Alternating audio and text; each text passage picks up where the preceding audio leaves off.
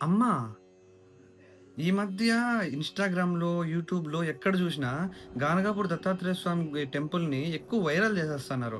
అది ఎట్లా వైరల్ జేస్తన్నారంటే, అది దెయ్యాలు ఇడిపిచ్చే ప్లేస్ అని, నెగెటివ్ ఎనర్జీ తీసుకునే ప్లేస్ అని, అవి ఒక్కటే చెప్తన్నారు గానీ, అసలు దత్తాత్రేయ స్వామి గురించి గానీ, గానగాపూర్ క్షేత్రం గురించి గానీ ఎవ్వరు చెప్పట్లేదు.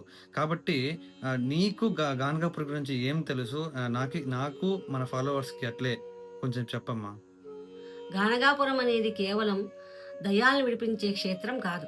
అది దత్తాత్రేయులు వారి రెండో అవతారమైనటువంటి నృసింహ సరస్వతి వారు కొన్ని సంవత్సరముల పాటు దాదాపు 36 సంవత్సరముల పాటు అక్కడ నివసించి ఆ ఊరిని, ఆ రాష్ట్రాన్ని, మన దేశాన్ని పరమపావనమునొచ్చినటువంటి అత్యంత పవిత్రమైనటువంటి స్థలం.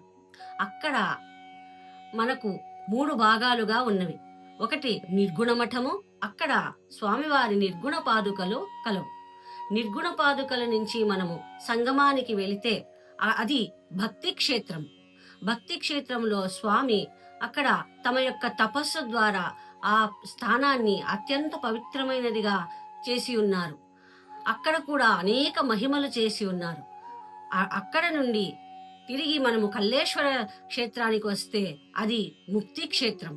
ముక్తి క్షేత్రంలో స్వామివారు స్వయంగా కల్లేశ్వర స్వామిగా మరియు శని మహాత్మునిగా అక్కడ అవతారములు ఎత్తి ప్రజలను ఉద్ధరించుచున్నారు.